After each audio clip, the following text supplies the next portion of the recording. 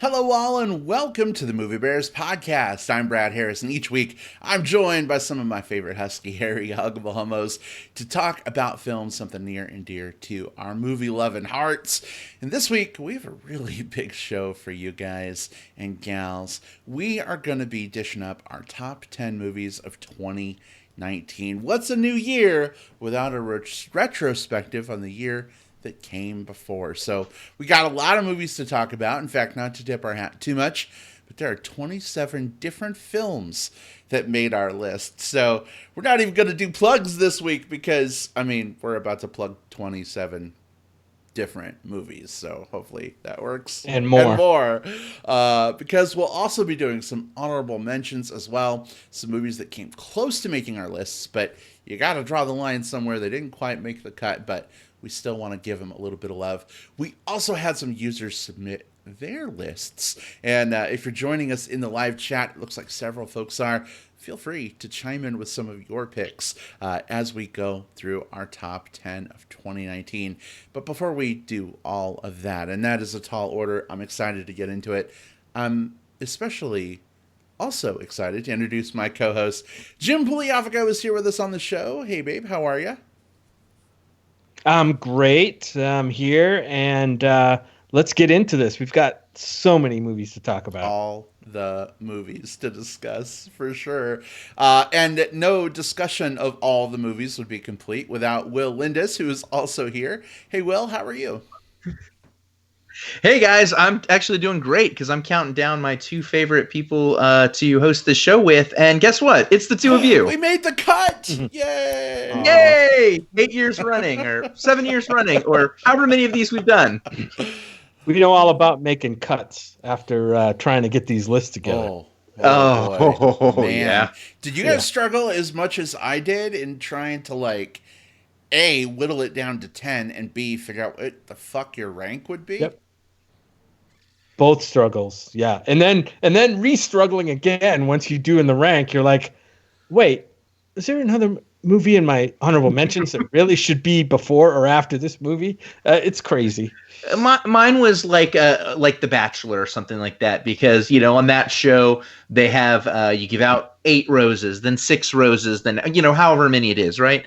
And for mine, I started with a batch of damn near 40 movies, and I'm like, well, obviously 40 is bigger than 10. All right. So I cut that down to 25, and then I cut that 25 down and down until I got this 13 film list. And then I had to kill 3 babies. That was the worst part. But yeah. It's brutal. And I think that it's very fair to say, at least for me and probably for you guys as well, ask us again on any other day of the week, and some of these films might shuffle, or even some of the films that were near misses might end up in that top 10 in any ways. I guess at some point you got to drown your darlings, right? Yeah. Kill your darling. It was rough. Oh, goodness. Well, I'm glad I was not the only one to struggle. Looks like we have a comment in the live chat. Kevin Ryan is here. Hey, Kevin. Glad to have you with us. He says, hey, guys, helping a friend book flights. You'll have my full attention here shortly.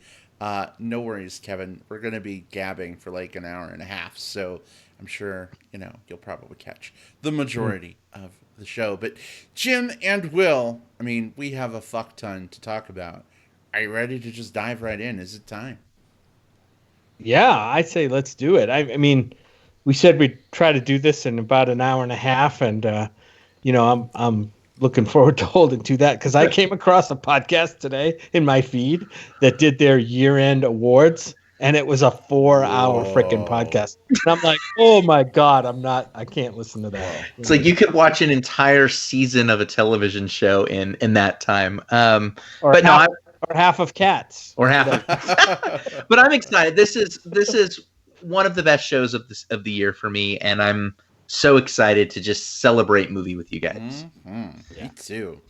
All right. Well, then we are going to go ahead and launch into our list of top 10 films of 2019. We have ranked them from 10 to 1. And sometimes, the difference between a number 3 film and a number 4 film might not even be that much, but we had to come up with a ranking, so we did. As I mentioned earlier, we'll list off some honorable mentions. We'll also be revealing some listener submitted lists as well. So a lot of fun stuff coming up. Jim, if you don't mind kicking us off, then we'll go Will, then we'll go me. We'll just repeat that order till we're through. That would be awesome. Jim, what is your number 10 film of 2019? So my number 10 film is Rocket Man. The I guess you could call it a biopic for about Elton John, his career and his life. Directed by Dexter Fletcher, starring Taron Egerton and Jamie Bell and a whole bunch of other people. Bryce Dallas Howard is in this one. Richard Madden is in this one. We got this one like about mid-year, I think, and weren't sure how it was gonna go. But I can tell you right now that what really got me about this film, what was special, I think, was Taron Egerton's performance.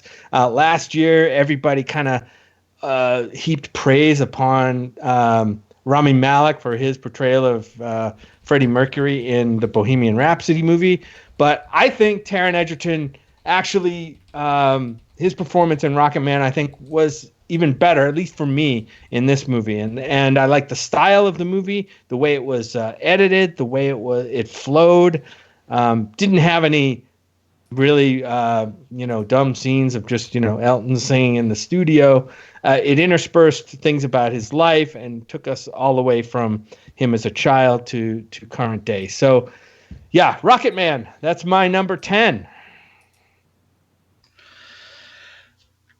It's a hell of a pick. I think you're absolutely right. This is the movie that I kind of wanted Bohemian Rhapsody to be, in that it wasn't just like a traditional biopic. It blended those fantasy elements and told a story that was more than just like the facts on paper. It was its own experience in and of itself. So it was such a delight, and such a delight to revisit, especially, Elton John's music. Come on, good stuff. Exactly. Yeah, I've been a fan of Elton John's since I was a kid, so before you guys were born. So well, and his music, and that's why. It's a great pick, and his music has always been sort of like a musical fantasy tour in a way, right? Whereas like the music of Queen, maybe less so. So maybe they had more room with this movie. I don't know. Elton John had quite a bit of involvement in this film, and I think creatively he kind of wanted it this way too. So. I'm solidly on board with your number 10 pick, babe. And in fact, it might even show up later on in the show. I don't know. Might, you never know. Well, somebody else may have had it on their list. Maybe so. All right. Well, that's one down, 26 more to go. Will, what is your number 10 film of 2019? Well, my number 10 film, I want to start us off with a dance party, a spiked sangria dance party, because I picked Gaspar Noé's Climax. Gaspar Noé's a French filmmaker. He's done some pretty intense films, to put it lightly, in things like Irreversible and Enter the Void and Love from a couple years back. So Climax is his most accessible film, but it's still very artistically done. And the whole premise of it is it's this group sort of in the early 90s. They're this French dance troupe who are all pulled together in this empty building to rehearse one night. And they're getting ready to go on tour, and it's this big thing. And we get to learn who all the cast members and all the dancers are. And then, oh my gosh, somebody spikes their sangria with LSD, and the film becomes a hallucinogenic trip of just insanity and depravity from there. And what I love so much about this film is that I think that it takes its premise and really stretches it to its extremes while also not being extreme for extreme's sake. Like when I first saw the premise of this, I thought, oh, well, this is going to be one of those things where everybody's I guess drugged up and murdering people or something like that. And that's not what it is. This is a film about all of these people just absolutely tripping balls and the crazy shit that happens to them as a result. But even before that, you're introduced to just beautiful dance sequences, which feature not just the cast, but even the camera itself is another performer in this dizzying swirl as you move room to room, using, I know another film on the list later on for some people will also tout this, but using some very effective, like one-cut style filmmaking, where it doesn't break away from the action. It just lets the camera kind of keep going. And I think that level of attention and that just feeling of like, being trapped in this experience with these people makes it all the more personally hallucinogenic as well. It feels like you're a part of this trip with them. I absolutely adored this movie. Again, it is Gaspar Noé's most accessible film, but that does not mean that it's necessarily an easy one. But it's one that I just revisited again over the weekend, and I plan to revisit again and again and again. Will, good pick. I just recently caught up with this one, and it might have made my list. I don't know where, but I know it was a 2018 release, right? And we didn't get to see it in 2018, for 2018. So we didn't really get to include it on the list, but I didn't know whether I should include it on the list, so I didn't. And I know you have another film coming up on your list that we could talk about that was released a while ago. So I really liked the climax, especially I thought the first half was just hypnotic. It was great. But like all of Gaspar Noé's films, at least part of it is going to be difficult to watch. And this film definitely lived up to that. So, yeah, good pick. And I can speak really quickly to that too, because what I did for my list was I used the U.S. release date for films. So this film played it played in festivals at the end of 2018. But like, if you were just like a person in the U.S. who wanted to see this either theatrically or on streaming, that didn't happen until kind of like, I think it was like late January of 2019. So it was still within the year, even though I think some of us seen it like on the festival circuit beforehand. Very cool. Very cool. All right. Well, very good. For me, my number 10 film of 2019 needs a little bit of prefacing. So let me just say this. Our top 10 lists, there may be some overlap with things like BAFTAs, Golden Globes, Oscars, and award stuff is a whole nother discussion, I know. But these lists are our personal lists, the movies we loved most of 2019. So if you hear this one and you're like, Brad, you're fucking crazy, well, I'll accept that, but also I really loved this movie, even though a lot of people didn't.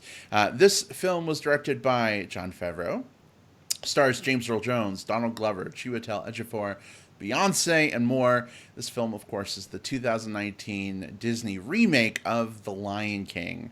I can hear the groans and feel the eyes rolling out there already. But I really loved this movie. I know, I've given Disney a really hard time on their remakes. Don't even get me started on Aladdin. Beauty and the Beast was just kind of milquetoast, whatever. But I don't know, man. Like, something about this, I love the cast. I thought the voice acting was fantastic. Jon Favreau has become one of my go-to guys when it comes to Disney and Star Wars content. The fact that this movie was shot almost entirely in VR blows my mind. And everybody that was like, I'm not going to see The Lion King, it looks stupid, I've shown them the first 5 minutes of the movie when they've come over to hang out and do stuff, and they're like, oh my god, this looks amazing, oh my gosh, I love the music. And then they go back and watch it on their own. They're like, I really like that. So I think it's a little too bad that more people, maybe didn't see this movie, but I get it. Remakes of things from your childhood, maybe not something you necessarily want to seek out, but really enjoyed this. I have probably watched this movie, I don't know, 3 or 4 times now. I put it on in the background when I'm working on stuff, and I've listened to the soundtrack bunches and bunches and bunches. So that's my number 10 for 2019. It's one thing I did love about this movie, Brad, is I loved the addition of Seth Rogen as is it the Pumbaa character? Yeah, he's Pumbaa. Yeah. I really liked his character, and I liked what they allowed him to do with his lines and his bits. It's almost like I wish that they had put him, he was in the original movie.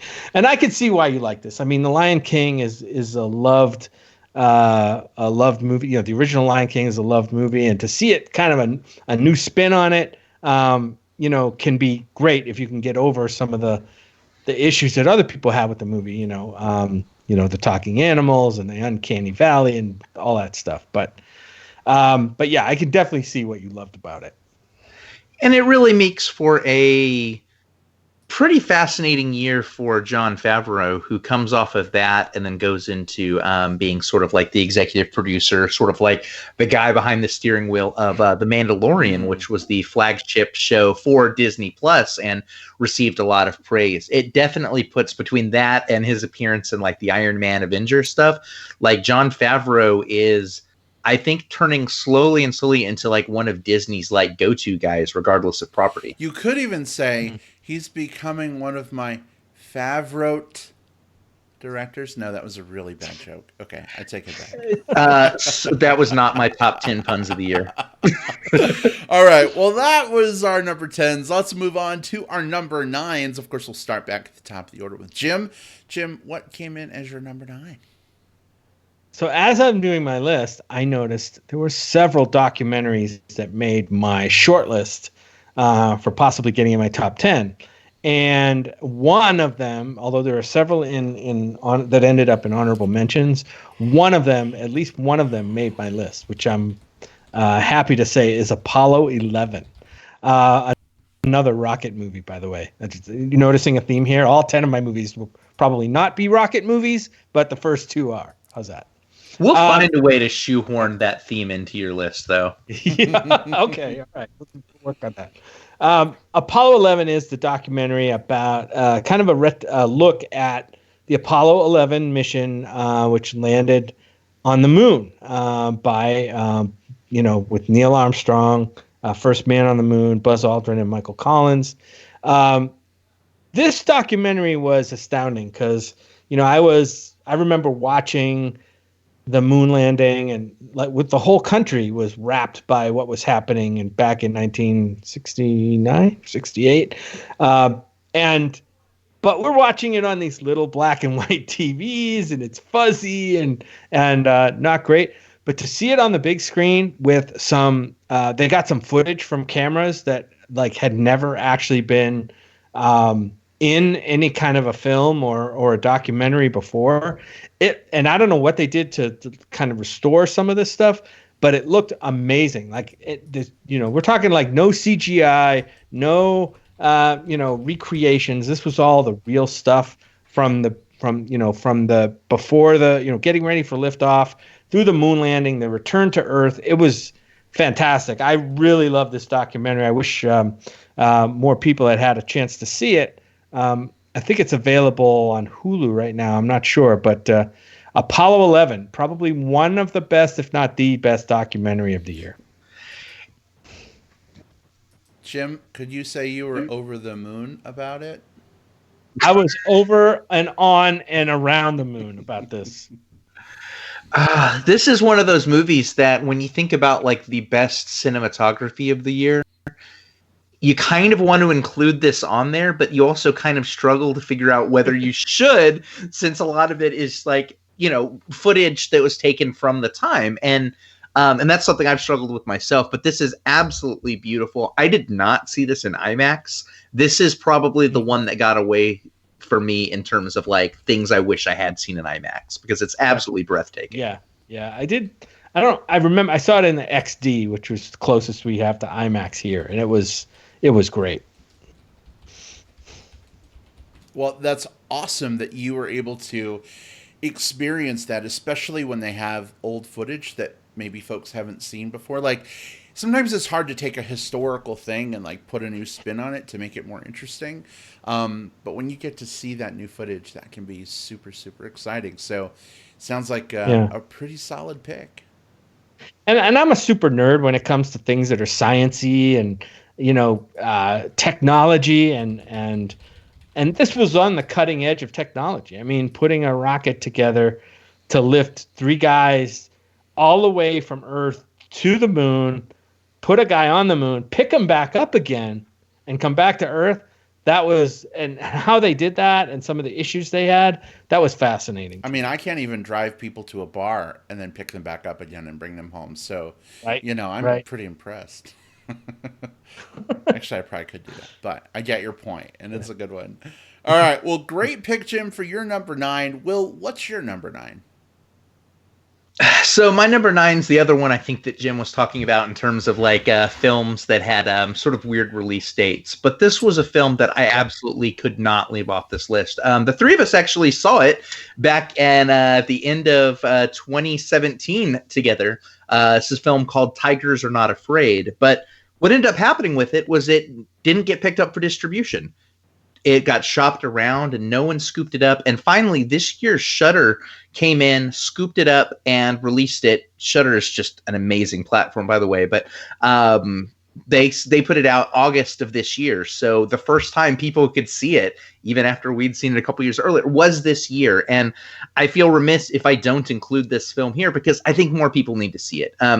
It's a film directed by director Issa Lopez, who is just an absolute delight. And it's this dark fairy tale, kind of an urban fairy tale about this group of 5 children who are trying to survive on the streets while having to deal with like just all of the violence of the cartels kind of swooping in behind them and just all of the stuff that the drug war causes to impact their lives and the lives of them around them. I think the closest comparison I would say for this movie would be something like Pan's Labyrinth, just in terms of like tone and style, in that this is a very gritty and urban-based story that has this hopeful fairy tale optimism that is realized through these beautiful depictions of tigers appearing as murals on the wall, which like kind of come to life and do something, and like the whole like the fairy tale like trope of like the you get 3 wishes or the 3 this or whatever it is,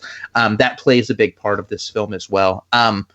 Guys, this one is one of the genre greats. It will make you absolutely cry just all the way through. Just, you know, like knowing what these kids are having to suffer through and knowing that they're sort of banding together, this sort of makeshift family that they formed, is both haunting and hopeful at the same time. And yeah, if you have Shudder, watch this movie immediately, like tonight. If you don't have Shudder, get Shudder, and then watch this movie immediately tonight. Tigers Are Not Afraid.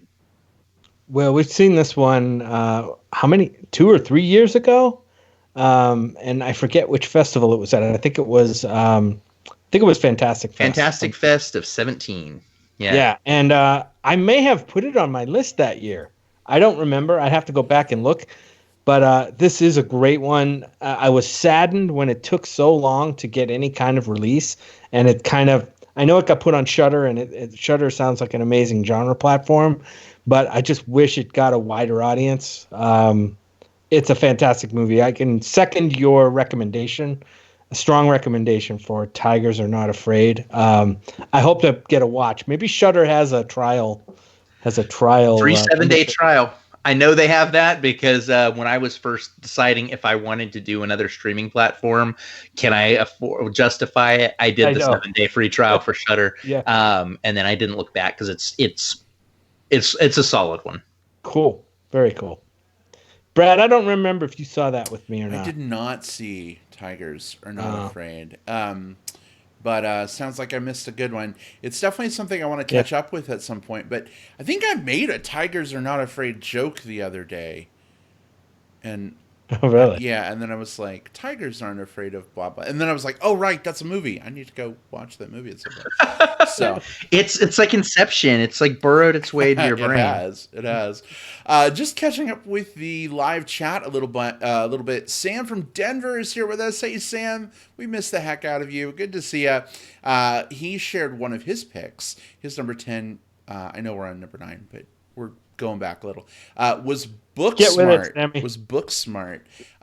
Which, Jim, I know you and I saw that one. Will, I think you did too. Did we review it on the show even?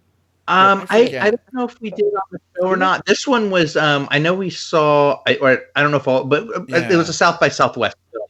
I mean, this is another one of the like kind of great rom-coms not rom-coms, but like teen coms of the year. Like yeah. Coming of age, burgeoning college adventure, things go crazy.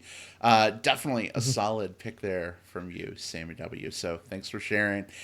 All right. So my number 9 is a film by a very beloved person on this show. And actually, he's very beloved in the bear community as well. Dean DeBlois' How to Train Your Dragon, The Hidden World. I absolutely love the How to Train Your Dragon series. Jim, I know you do as well. And this film absolutely blew me away. Incredible conclusion to the Dragon series. It stars Jay Baruchel, Gerard Butler, Cate Blanchett, and many, many, many more people. Even Jon Snow himself, Kit Harington. This movie was fantastic. I mean, the visuals for the Dragon movies have always been incredible. DreamWorks does just such a fantastic job. All the animators and folks who work on these films, huge applause from me. But the plot of this movie was fantastic for me. Toothless is not the only Night Fury out in the world, and in fact, there's a female Night Fury, and it's the adventure of finding this secret dragon utopia before the villain gets there. And man, if you haven't seen this film yet, I'm guessing you probably didn't see How to Train Your Dragon 1 and 2, because if you had, I'm sure you saw the third one already. But it's a great conclusion to the series. I laughed a lot. I cried a lot at the end. I think I cried like 3 times. And for me, like, that's a great barometer of a movie for me. Even if I expect that there are going to be emotional feels and I'm like ready for it and I'm like battening down the emotional hatches, if it makes me cry anyway, that makes the film pretty special to me. So big, huge win for me. That's my number 9, How to Train Your Dragon, The Hidden World. It's fun watching those movies because I think one of the things that the films, the trilogy, do best is let the characters age and grow. I think there's a lot of times with animated movies, there's a need to sort of like slot the characters into a status quo and say like, well, this character was popular and sold a lot of toys, therefore in the next movie he needs to be the exact same way. And I didn't quite get that, especially from like the main characters of this. And the support characters are the support characters and they don't get as much attention because they're not supposed to. But the main characters, I mean, Hiccup is the biggest one. He goes, he has this full arc from the trilogy in terms of like being sort of the worst of his tribe, so to speak, or of his clan, to this like genuine leader who's looked up to and appreciated and who has good ideas and is sort of very forward thinking and confident. And that only happens when the filmmakers trust their audience enough to let their character grow. So that was one of my big takeaways. I just loved watching this like next evolution of Hiccup. Yeah, and this being the third and final film in the How to Train Your Dragon trilogy, which we loved from day one when we saw the first one, was kind of sad to see it end, even though we totally loved the way it ended. So I guess the only thing we can look forward to is rewatches of How to Train Your Dragon. I think there's a series also, but I want to see what Mr. Dean DeBlois does next with his talents. So that's going to be very, very interesting. Yeah, I think we heard recently that Dean DeBlois is going on to work on Micronauts, right? Which is pretty exciting. Yeah, I don't know. I don't know much about Micronauts, so I might need to be educated. So we'll look that up and figure it out. So I think that is correct. I remember hearing the same, although it's, I think it's still fairly early in the process. Well, I'm glad Dean is moving on to some other great projects. He is a dear, sweet, wonderful man, and he did Lilo and Stitch, which is one of my favorite movies of all time. I love everything this wonderful guy puts out. So can't wait to see what's coming next from Dean. But that is my number 9. Sammy W, who is following along with us in the chat, put his number 9 in, and it is The Farewell, which may come up on some lists later, maybe, possibly. We'll have to see. Possibly. Might be mentioned. Maybe. We don't want to tip our hats too much. We love Sammy, and this is like the third or fourth year in a row that he's kind of followed along with us and gives his top 10 as we go live, and it's amazing. It's awesome because I don't know what he's going to come up with, but Well, Boy. we all kind of share our lists with each other, like not to, tell you how the sausage is made too much, but we share our lists ahead of time just so we, kind of know, well, how much time do we need? How many movies are we going to be talking about? So, Sam, you're kind of giving us like little bite-sized treats as we go, little surprises along the way. So, thank you for that. We appreciate it. All right. Number eight. Moving on down the list. Jim, what was your number eight of 2019? My number eight was a film that I was lucky enough to catch up with at South by Southwest this past year. And then it did get a release in theaters, actually, which was great. And now I believe it may be available on VOD, but I'd have to research that. It's called The Peanut Butter Falcon. This is what you might call a small scope film about this guy who lives in a group home for adults who runs away from his home to try to make his dream of becoming a professional wrestler come true. And this is, like I said, this is a small slice of life, quote unquote, feel good movie, if you will, but by a relatively unknown director, producer, writer, a relatively unknown main star, Zach Gottsagen, who really, this was his first big feature release movie. But what gives you a clue as to the quality of this film is the cast that this like first time director / writer was able to get in this movie just by the strength of his script alone. You have Dakota Johnson, Bruce Dern, Shia LaBeouf, who, by the way, the Shia LaBeoufissance that we think is starting has officially started with this movie. Shia is great in this movie. Thomas Hayden Church, John Bernthal, John Hawkes. That's an amazing cast for such a small movie. But this movie is beautiful. I just loved the pace of it, the way it takes its time, and how the story just kind of grabs you from the get-go and kind of sweeps you along. It's called The Peanut Butter Falcon, and it's number 8 on my list. It's such a sweet film, the type of film that really rockets its way into your heart and stays there. There you go, Jim. That's a freebie. Plus, the Falcon is the name of a spaceship. Oh yeah, there we go. No, but you're absolutely right about the Shia LaBeouf renaissance that's happening. I think that he's one of those actors who people think is just like, a fucking Shia, the Transformers guy.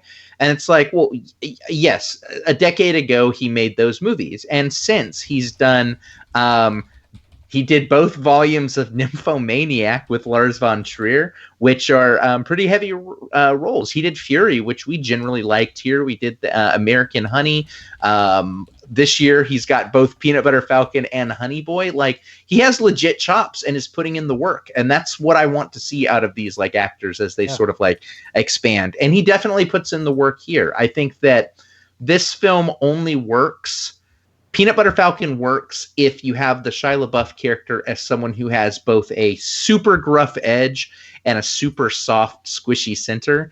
And I think that's a hard thing for people to play correctly.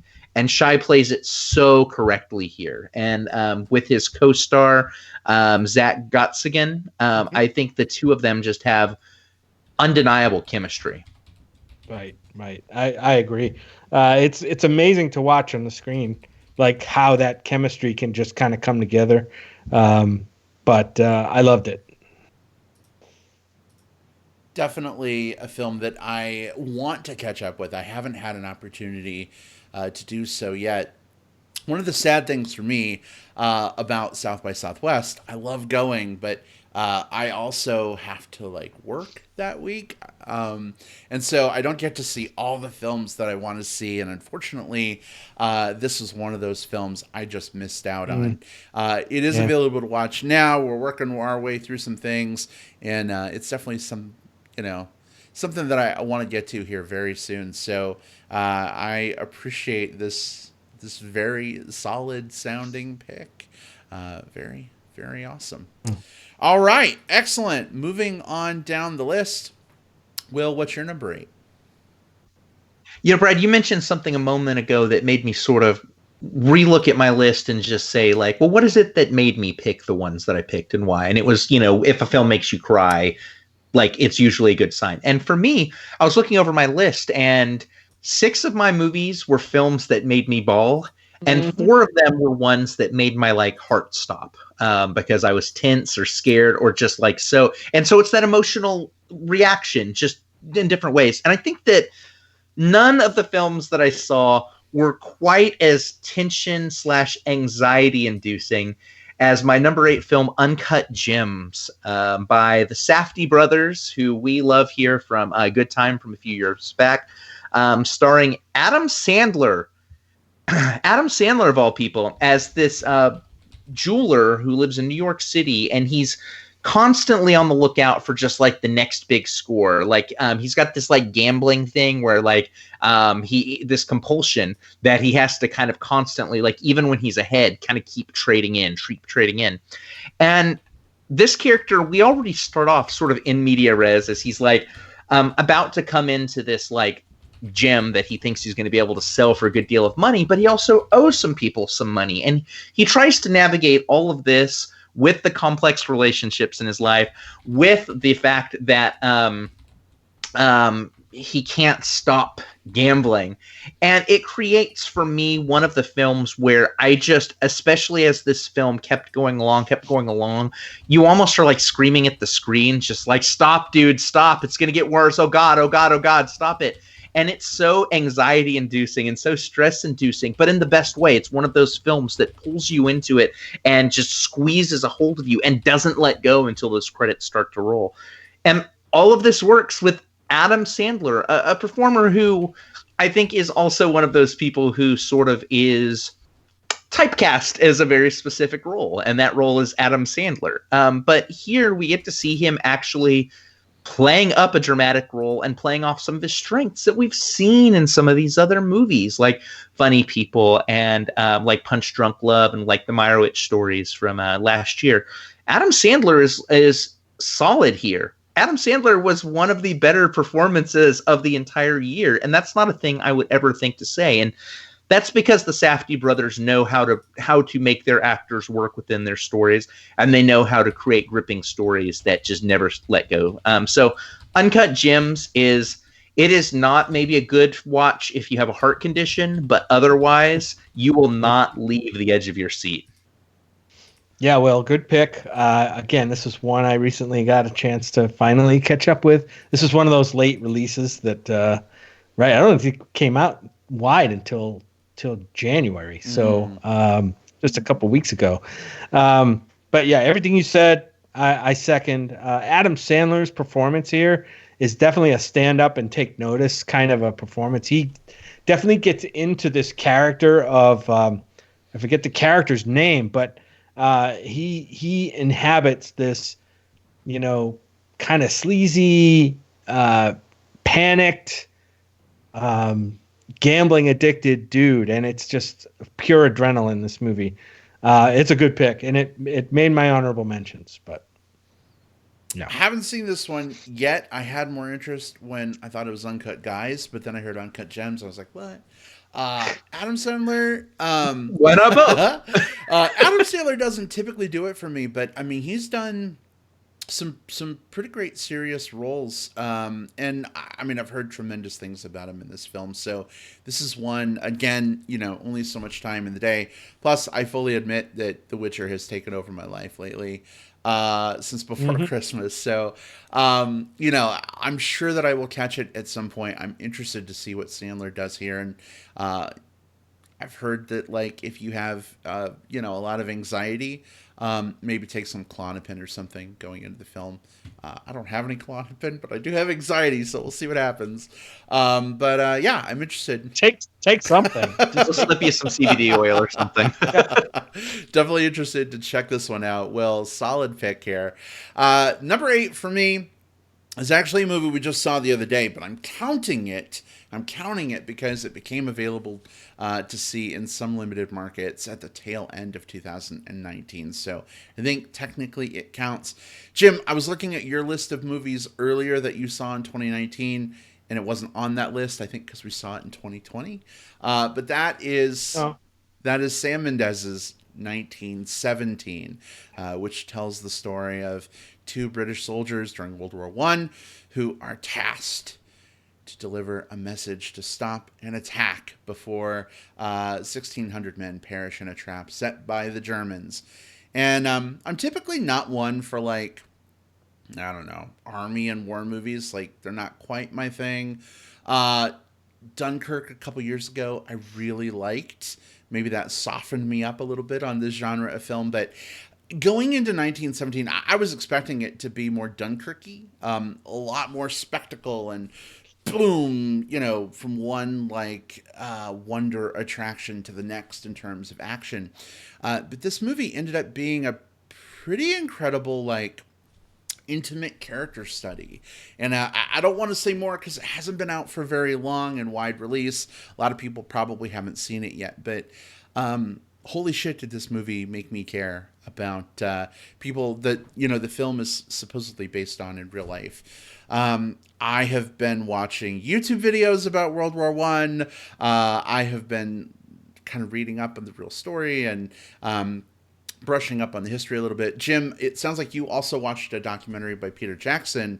They Shall Not Grow Old. Yeah, which I've heard is really good too. So I think I want to circle back and maybe watch that as well after seeing 1917. But everything from the cinematography in this film to the music, or even lack of music in certain scenes. Sometimes that's more powerful than a sweeping orchestral score to underscore the seriousness of what's happening.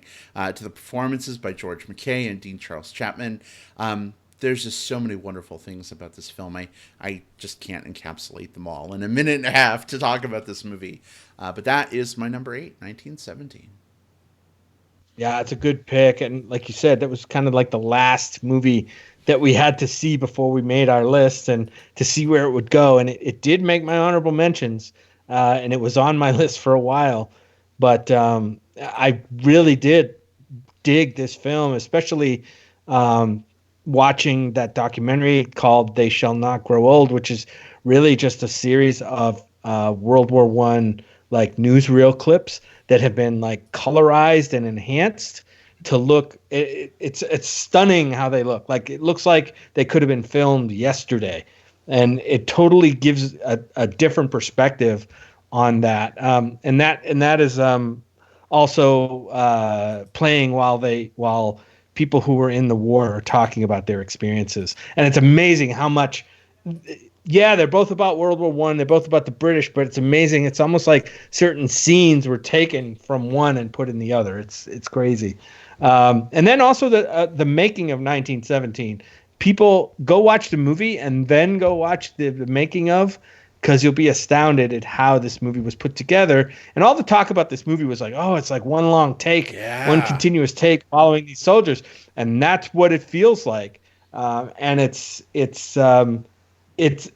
just a great example of film craft in this movie, and I really liked it. Great pick. Yeah, honorable mention for me as well, and definitely a hard cut as well. Because there's obviously technical wizardry on display here. You mentioned the all-in-one shot kind of approach to it, and that looks really cool. But I think that it's very easy to think of it as just a gimmick film. When I think that the other part of it that's incredibly compelling is at its heart, this is a story about two friends who are on this impossible journey together. I don't know about you guys, but I kind of got Frodo and Samwise vibes watching this movie in the best way possible. I was rooting for these people and their friendship and their mission. Even more so than I was distracted by the technical stuff, which was cool. But this was a story about these two people on this mission. I loved it. How fun was it when Gimli showed up and offered his axe, to help get the message? You have my axe and my sword and my bayonet. This was like a cross between Saving Private Ryan and The Revenant, kind of mixed together. There were scenes in this movie I'm like, and you're kind of going through hell with these characters as they are on their mission, struggling through some really physical and emotional hardships. And I'm like, all we need now is a bear, and it's just a Revenant. Yeah, Maybe a bear will show up later on our list. Maybe. We'll have to see. Well, number 8 from Sam from Denver, who has been on the show, by the way. He was with us for our Midsummer review earlier this year. Sam says his number 8 is Pain and Glory, which is getting a lot of buzz and may show up later in the conversation too. I don't know. Maybe. Well, but good pick, Sam. All right. Moving on to our number 7s. How are we going to talk about 7 more movies apiece in 40 minutes? We may have to have to Super Mario 1 minute left music this a little bit. But Jim, what is your number 7? My number 7 is one of the biggest movies, maybe the biggest, to come out this year, called Joker. This was the movie directed by Todd Phillips, starring Joaquin Phoenix. Kind of the origin story of the DC Comics villain, Batman villain, the Joker, except at a much more gritty personal level. Joaquin Phoenix's performance here is so over the top. It's amazing to watch. I thought the movie did a lot of great things with the story as far as we've seen a lot of origin stories before, but this is kind of a villain origin story, right? So we don't often get a lot of those. So that was fascinating, and how they pieced it together. And also the movie, you could read it. A lot of people have read into this movie so much. So I'm not going to get into all those. I'm just going to say the one thing that I came away with from this movie was like how, as a society, we need to be able to take care of the people who need, who need care and who need attention and need somebody to talk to. But yeah, the Joker, I'm not going to say much more about it. It may come up later, but that's my number 7 pick, Joker. I liked Joaquin Phoenix in this. You did? Yes. That's good. He's a good actor and does good acting. Well, it's good that you found a positive. I did not. The production design in this movie is very good as well. I think that there's some shots of shots of him looking into mirrors and shots of him like in dressing rooms and stuff like that are very meticulously made. And I think that a lot of attention goes to the story or goes to Joaquin Phoenix, who does some really big acting here. But I would say that honestly, the unsung hero of this film is like the production design. Cool. Jim, I like your pick so much that it's probably on my list later down the road. So I'm gonna bank a little time now to talk a little bit more about Joker later. Okay. Good. All right. Awesome pick. Will, what is your number 7? My number 7 is the film that I'm most disappointed that it wasn't my number 1. But just that's the type of year it was. It's also the best movie that no one's seen. So if nothing else, I want people to put on their homework assignment, go watch this movie ASAP. It's this movie called Fast Color. You can find it on streaming platforms. It's available right now. It's directed by Julia Hart, who you guys may recognize as the writer of Miss Stevens, which we all, our Miss Golden Hair. What was the song? Sister again? Golden Hair Surprise. Sister Golden Hair Surprise. Yeah, that we enjoyed so much from a few years back. Well, Julia Hart takes this story of this. It's like a superhero story, but very stripped down and very personal. It's this woman who's been in hiding for years because she's got these abilities and they're after her, like the government, the scientists, whatever, they're after her. And so she's had to sort of suppress this thing. She had to, as part of that, abandon her family. The main in this is Gugu Mbatha Raw, who is just, I think, low key becoming like one of like the best actresses working right now with the period at the end of that. She ends up leaving her daughter under the care of her mother, who is played by Lorraine Toussaint, who is just another one of those actresses who is just, whenever she shows up in something, she really like classes up the play. She's just like that damn good. But this is a very, very personal story about what it's like to try to press like your power and also to sort of come into your power, and the way that power like that the way that power is both frightening too, but also nurtured by the loved ones in your life.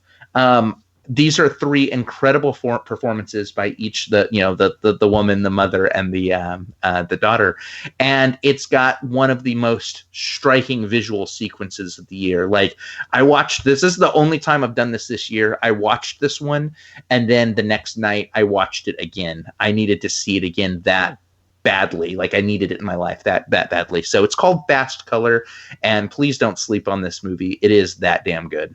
It's on my list to catch up with this year for sure. There's always a few that escape and have to be caught up with later, and this is one of them for me. All right. Brad, what do you got for number 8? Wait. 7. Yes, 7. I had to go back and look at my list. Right, number 7. Well, this is a film I don't know if a lot of people saw, but maybe they did. It stars Robert De Niro, Zazie Beetz, Francis Conroy, and Joaquin Phoenix. Oh, wait, it's the Joker! Well, it's just called Joker. I mentioned this might show up, a little bit later, Jim, when you were talking about it, and I probably should have just talked more about it in the moment, but I thought it was fun that we both ended up with the same number 7. I wanted to dramatically reveal that. I absolutely love Joker, and I want to talk a little bit about Joaquin Phoenix's performance here. Will, you mentioned that you liked him in it. I typically do not like Joaquin Phoenix in things, and I don't know, this movie really turned me around on him. Just reading a lot about the body transformation he went through to play this role. Also some of the method acting he did to try and get himself in the mindset of a mentally ill person who slowly unravels and becomes more and more deranged. Some of the things he did to get himself in that headspace. Oh man, I'd need therapy for 20 years, I think, to undo that mental damage. So big tip of the hat to Joaquin Phoenix. Phenomenal performance. Also, I mean, Frances Conroy's kind of getting up there in age a little bit. She was wonderful in 6 Feet Under. Haven't really seen her show up in much the last, 8 or 9 years. So when she showed up as Arthur Fleck's mommy, I was like, oh my God, it's Frances Conroy. Really, really great to see her. Robert De Niro was Robert De Niro in this, but I mean, I liked him. What was interesting for me about this film is that it is, a comic book inspired film, and it's crazy to see this movie up for so many Oscar nominations this year. I know a lot of people don't put stock in that, but I mean, this movie has gotten a ton of critical accolades, even with other awards that aren't so guilty of being bought, as they say. So it'll be interesting to see what happens for Joker, from an awards perspective, but from a Brad's award perspective, it's my number 7. Ooh. Yeah, it's definitely been buzzed about lately, especially with the award stuff that's going on. So we'll see how that turns out. Indeed. All right, and Sam's number 7 was The Golden Glove, which is not a Bond movie, apparently. No, it's a pretty intense movie about this German serial killer in the 70s, and it's available for streaming, and it's a very polarizing movie, but the people that love it absolutely love it. Rock on. All right. Sounds interesting. All right, let's move on to our number 6. Jim, what you got? My number 6 is Little Women.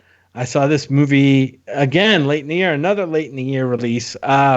This movie directed and adapted from the novel by Louisa May Alcott called Little Women, adapted and directed by Greta Gerwig, and starring as the main cast Saoirse Ronan, Emma Watson, and Florence Pugh, and Eliza Scanlon. Also has Laura Dern, Timothy Chalamet, Bob Odenkirk shows up in this. I was surprised how much I liked this movie because I'll be honest, going in, I knew very little about the story of Little Women. I knew it was about a group of young women, but that's about all I knew. And I knew it was kind of a period piece a little bit. And it really what it's about is about one of the sisters. They're sisters. There's four sisters. One of them is reflecting back upon her life and actually writing the story of the sisters and how they've matured. And, also at the same time, kind of finding her voice and finding her power. And this movie worked its charm on me, and I really, really loved it. I loved all the performances. There's some just heart-stopping moments in this movie. Moments of romance and sadness. So great stuff. Little Women. Don't sleep on this one either, people. I think it's worth seeing for the performances alone. This is one of those ones that it hurt my heart to not put in my top 10. It was one of the last ones cut. And honestly, I think that just based on just how well this was directed and edited and performed and scored and all the things that are important to me, I think that if I revisit this list in like 2-3 years, I think this is going to be like a top 5 film. Like, it's one of those ones that I think is just going to get better with time. Yeah. And I have to say, I forgot to say that Kevin in our chat actually saw this movie with me. He was with us on the trip when a bunch of us decided to go to the movies, and our group split up into 2 groups: the Rise of Skywalker group and the Little Women group. And I had already seen the Rise of Skywalker twice, so went to see Little Women, and I did not regret it. It's definitely worth seeing. All right, excellent. Well, very strong choice there, Jim. Will, what's your number 6? All right. My number 6 is the film that I think was my number 1 at our mid-year, which just goes to show like how dramatically things can swing as more of these films come out. It's another film that we got to see at South by Southwest this last year, the opening night film, and it was Jordan Peele's Us. This is a story about this family that's on this beach vacation, and while they're there, they suddenly run into a very ominous threat. That threat being identical doppelgangers themselves, clad in red jumpsuits and brandishing golden shears. When I think about like the performances of the year that most stick with me, I think Florence Pugh in a film I'll talk about later on sticks with me. But so does Lupita Nyong'o's dual roles in this. Lupita Nyong'o carries a lot of weight on her shoulders here in playing 2 very radically different characters, both the lead and the antagonist of the film, and each character is very interestingly realized in some pretty fantastic ways. This movie always kept me guessing, always kept me enthralled, and always kept me entertained, and it only gets better on a rewatch. I'm slowly realizing that Jordan Peele is along with Ari Aster and Robert Eggers, becoming like the kind of the new guard of horror moving forward, and I'm here for it. So yeah, my pick is Us. Yeah, it's too bad this one came so early in the year. I think this one maybe suffers from, being a little bit somewhat forgotten, maybe, as we kind of got to the end of the year, and that's too bad because I think it was a quality film. We reviewed it on the show, and I believe we all really liked it, but it just got kind of swamped out by films later in the year, at least for me. Yeah, I completely agree. I mean, this is a really fantastic film. Didn't make my top 10 list. I limited myself to 4 honorable mentions. It was my 5th honorable mention, so it was like so close. We'll count it, right? We'll count that right there. So. We'll count that. Right? If I'd given myself permission for 5, it would have made the list. So you know what? Executive decision. I'm giving myself a 5th honorable mention. I'm typing it in the list now. But excellent choice. Well, Jim, it's interesting that you mentioned your number 6 was Little Women, and that like our group like split off to see different movies. Because the movie that we split off to go see was Star Wars: The Rise of Skywalker. That was the 3rd time I had seen it. And I guess that explains why it's my number 6 movie of 2019. Last Jedi stuff aside, I don't want to get into any of that. Star Wars Rise of Skywalker was a thrill ride for me right from the get-go. I love this movie so much. Of course, directed by J.J. Abrams, coming back to finish up the series and starring favorites like Mark Hamill, of course, Daisy Ridley, who I bow at the altar of now. She is like my favorite female superhero at the moment. She's a Jedi. That counts as a superhero in my book. She has magic space powers. I think it works. Adam Driver was fantastic in this. John Boyega, Oscar Isaac, and of course Carrie Fisher, dearly departed. You know, loved seeing her show up here again. Really loved how the movie handled that. Ian McDiarmid coming back as Emperor Palpatine. I mean, it's in the trailers. That's not a spoiler. There's just so much to love about this movie. Man, I kind of want to go see it a fourth time now that I'm talking about it again. But really, really good stuff. I'm not going to say much more than that because I know we're whittling down the time clock here. But really, really solid movie for me. That's my number 6. Very good pick, Brad. I like the way it concluded the trilogy. It had a hard job to do, and I think by and large, I think it succeeded, and it was definitely entertaining. So, and I liked it. Glad you did. All right, and Sam's number 6 was The Irishman on Netflix. If you got Netflix's The Irishman, if you got 3.5 hours to watch a movie, Netflix is a great platform because you can pause it and come back to it if you need to. That's right. That's not always the best way to watch a movie, but if you got to pee, you got to pee. But Sam, glad to hear that you enjoyed it enough to make your top 10 list. All right, we got our 5, 4, 3, 2, 1s coming up. This is the meat and potatoes of our list, I think. So let's kick in with our number 5s. And Jim, of course, we'll start with you. What was your number 5? My number 5 was another film by Pedro Almodovar. It's called Pain and Glory, and it's about Antonio Banderas stars as a film director. And this movie is somewhat autobiographical, I think, in terms of like Pedro Almodovar's life. But Antonio Banderas plays a film director who was reflecting on the choices he's made in life as past and present come crashing down around him. There's flashbacks to his early life. This movie is, let's just say, has elements of the LGBT lifestyle in it and choices. So in that way, I think it was a great movie for me to see about how he's dealing with, the kind of the person he's grown up to be now that he's in his later years. This movie also has Penelope Cruz in it. She shows up. I think Antonio Banderas is doing some of his best acting right now in films. And I think for that alone, this movie is worth it. I was totally blown away by this film. I think it's very, very accessible film for everybody to watch. It's called Pain and Glory, and it's number 5 on my list. This was my number 11. Like, this is how rough this one was. This one got chopped because of a film I saw over Christmas. So it was like a last minute.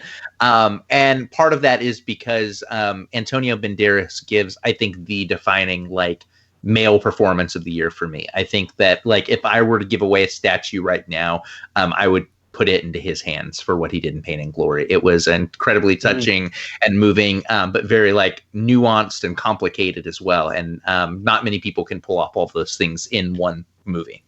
Right. I did Agreed. not see this movie, but I walked in, I think, while you were, I don't know, watching a trailer or something for it, and it definitely looks really interesting. I full disclosure, you and Will see so many more movies than I do, and that's partially because I watch way more TV than I do movies. But I always use these lists to help me catch up with really great films. So, guys, thank you for doing the podcast and giving me. Anytime you want to watch one that I've seen, I'm game. You have thousands of movies on your list, and I don't want to make you give up movie time to rewatch something with me. So now that we have a projector room, we have 2 different places we can watch movies. I can start catching up on some of these things without digging into your your movie time. But if there's one especially you really want to see again, let me know, and maybe we can watch that together. Okay, cool. You're too busy tossing coins at your That's Witcher. pretty much it. Yeah. Yeah. No, there's many other things that I do. I know. Yeah, I've been burning my way through several different TV shows that I love to watch that I'm trying to catch up on. But this is a movie podcast, not a TV podcast. So let's move on to Will. Will, what was your number 5? Number 5 was a movie that snuck up out of nowhere and burrowed its way into my head. It is the movie Waves by director-writer Trey Edward Schultz. This is his third film and his third home run for me, at least, coming off of It Comes at Night in 2017 and Krisha in 2015. Waves is a story about a suburban family with the father being played by what's his name, Sterling K. Brown, who is just absolutely stellar here. He's this like domineering guy who puts a lot of pressure on the son, who's Kelvin Harrison Jr. He was also the lead in Luce, which came out Luce, which came out earlier this year. And the story follows like him and the pressures that are on him to succeed, and the pressures with his girlfriend, who is played by one of the actresses from Euphoria quite well, as well as the story about his sister and the fact that some of the stuff that impacts him impacts her in very specific ways. This film does some pretty ballsy things with its storytelling. And I'm not going to go into what those things are because I went into this one fairly blind, and it was a pleasant surprise and a jarring surprise when I figured out what this story was doing for me. But suffice to say, what this film does is it really takes you on a journey, both kind of through a situation and also back again. And I think that that's something that we don't often get to see with narratives, like not just the story itself, but also the aftermath and the impact of the story. And again, all of the performances here are beautiful. The cinematography is gorgeous. The actors are just giving it their all. Like, I'm sitting there just like a sobbing, like shocked mess through most of this movie. And it's that emotional impact which really like latched onto me. It's called Waves, and I highly recommend it. Yeah, well, I did catch up with this one, and it surprised me too. I had no idea going into it what it was, and some of the storytelling choices were just floored me. Like wait, what's going on now? What's happening in this movie? And that's not in a bad way. It didn't make my list, but I still appreciated it for what it was. Some really good performances. We love Sterling K. Brown, and the lead performer, the one who plays the high school student, who in 2 movies. So the 2 movies kind of blend together. He plays a high school student who's under pressure in both movies. But yeah, Waves is certainly a great one, and probably one of those sneaky one that a lot of people haven't seen. Definitely making waves in the film community, and rightly so. All right, Will, great pick. Number 5 for me, I'm going to be really quick. Full disclosure, I wrenched my back. It's hurting really bad to stay upright at a computer right now, so please forgive me if I speed through mine a little bit. But my number 5 was A Beautiful Day in the Neighborhood by director Marielle Heller, starring Tom Hanks, Matthew Rhys, and Chris Cooper. Basically about the true to life story of Fred Rogers' friendship with journalist Tom Janad. Really, really touching story.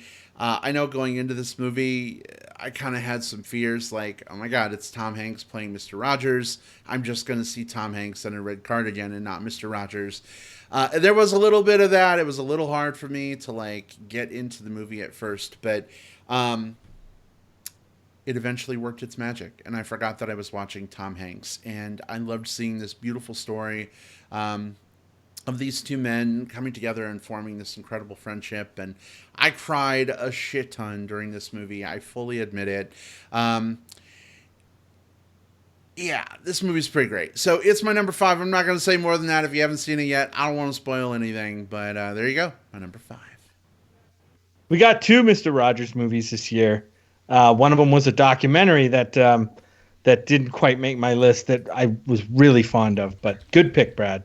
What was the Wasn't Won't You Be My Neighbor Uh, 2018? Well, Yeah, was it 2018? yeah, was on because I my think list that one last ended up year. making like they made our lists last Oh, year. yeah, Yeah, that's right. That's right. It was that's last. why I didn't make this year's list because you always already raised it up to the That's sky. right. Won't you be my neighbor? That's right. It was last year. Yeah. But it's wonderful. Mr. Rogers is one of those like super uplifting people who like is important to all of us for a lot of different reasons, and I think that it's easy for us to think about him sort of in hindsight as like we all love Mr. Rogers, therefore it's fun to watch Mr. Rogers. But I like the lens of this movie. You got to explore like the magic of Mr. Rogers through the lens of someone who is maybe less receptive to him, and I think that that makes the magic all the more magical. Absolutely agree.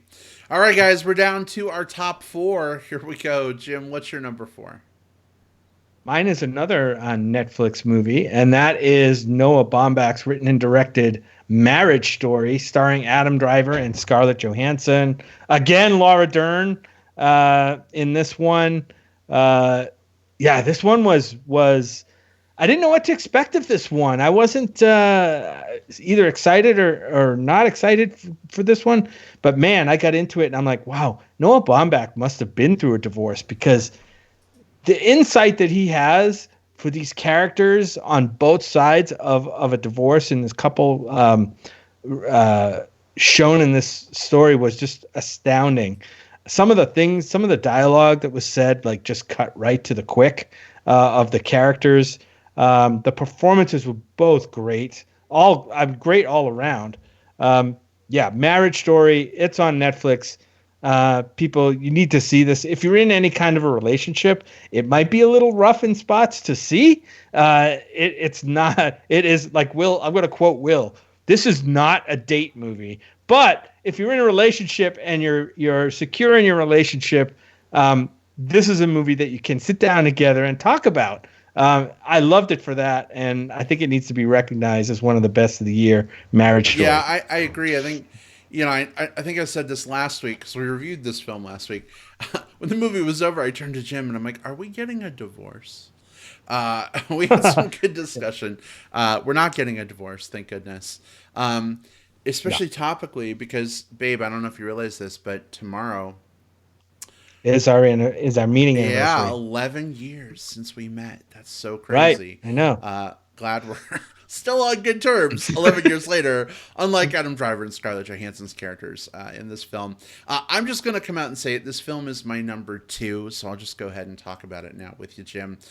Completely agree with you. I think watching these two people go through a divorce, is it's difficult to watch. There's a lot of anxiety there. There's a lot of like, oh my God, as amazing as Laura Dern is, Scarlett Johansson, why would you get such a, lawyer to like make things worse? And then, Adam Driver, you picked a terrible lawyer. He's making things worse.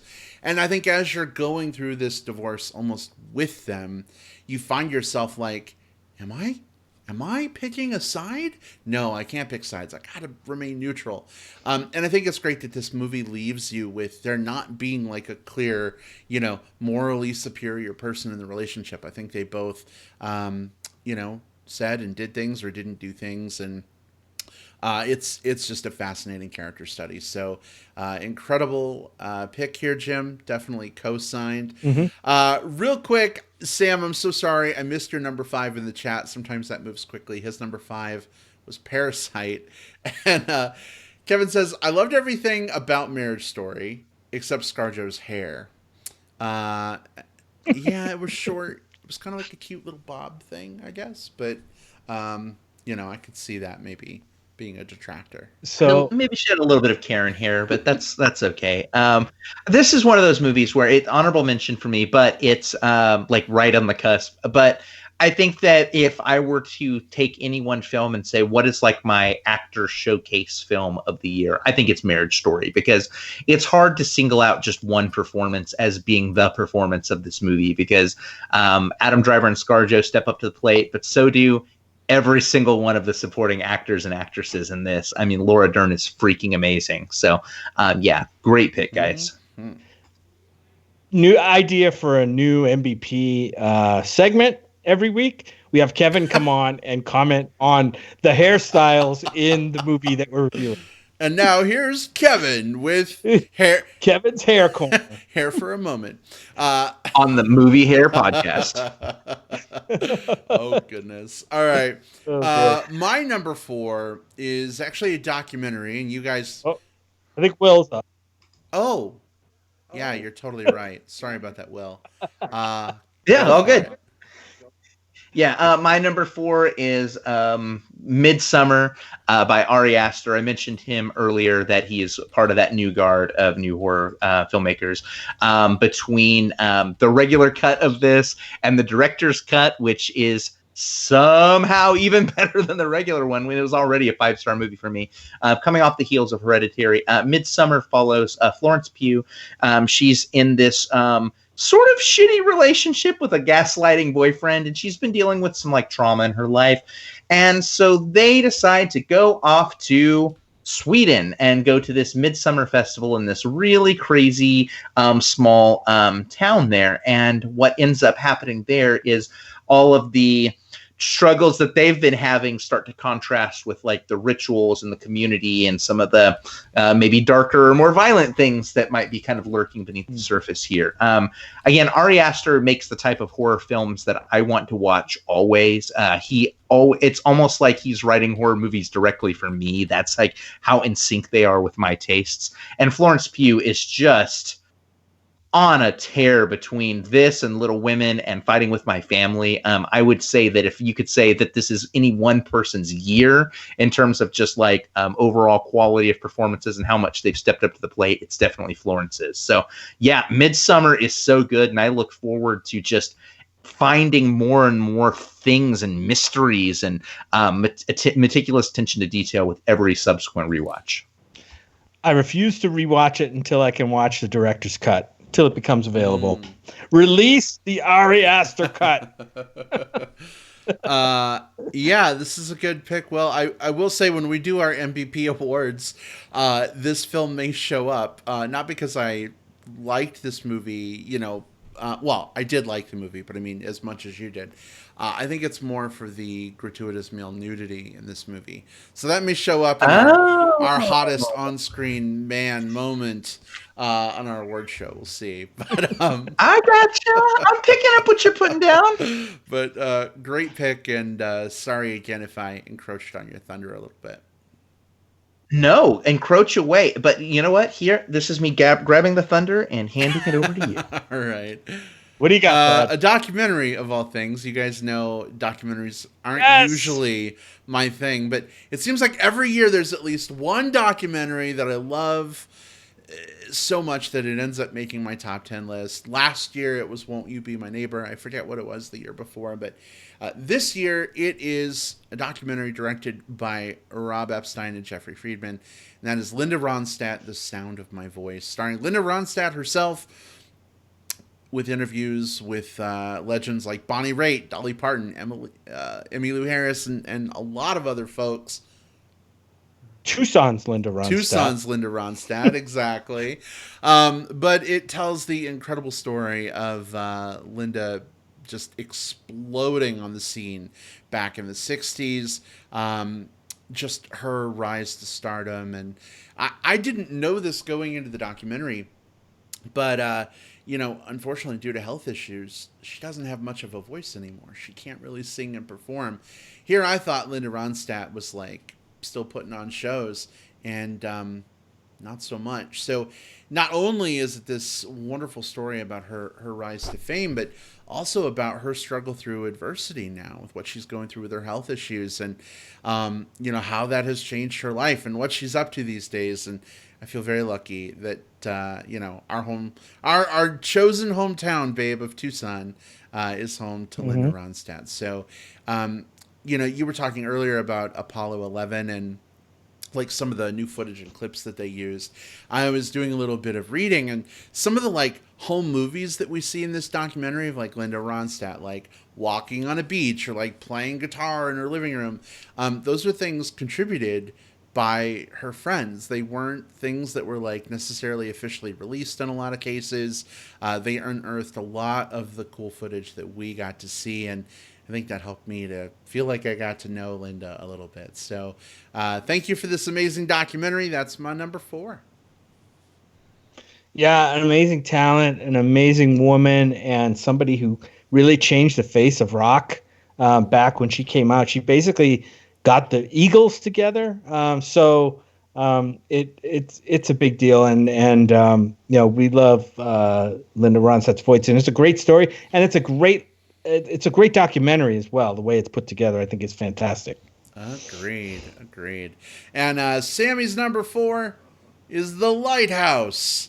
And I'll never forget spending the weekend with Sammy and Kevin in a cabin up in Pine Top. Jim, you and Sam like doing your best impressions all weekend long, spouting lines from the Lighthouse all weekend. And just at least that was what they were doing the impressions of. Yeah, exactly. And not the fart right? offs. Thank goodness for that. Kevin and I would have been chased out of the cabin if that had happened. But definitely a great pick. Sammy W. Is the W for wiki? Because it should be, given your pick. Anyway. W is for wiki. Yeah. You don't like me cooking. Right. Yeah, my number 3 is The Lighthouse. So here we go. Yes, Lighthouse cracked my top 3. This movie just blew me away. I love Robert Eggers. We love The Witch. And with Defoe, who can't, I mean, he's incredible, and Pattinson is just such a rising, burgeoning star right now. They really give a great two-hander performance. This is like a stage play, basically. This could be a stage play, and I love the way that was done. Except like the atmosphere that the film, the black and white, the cinematography, the aspect ratio, everything lent to like a feeling of these two guys being basically cooped up in this lighthouse for months, doing their thing, at each other's throats, a little bit of homoerotic tension going on in there. This movie had it all, and it was crazy, and I loved it for that. So The Lighthouse, my number 3. Yeah, there's this interesting thing that happens in like stage, like when you're acting on stage, when if you get into another actor's space, you're in what's called the kiss or kill zone. You either have to kiss that actor or kill them, because that's what invasion of space means. And I totally got that vibe from this entire movie. This film about these two people like in these close quarters, isolated, unable to get away from each other, but also unable to like interact with other people. It felt like this entire movie was like in that kiss or kill zone, and it was so incredibly fascinating to see how that played out. And it's a film that probably uses seagulls the most creatively I've ever seen in a film before, so it has that going for it too. Right?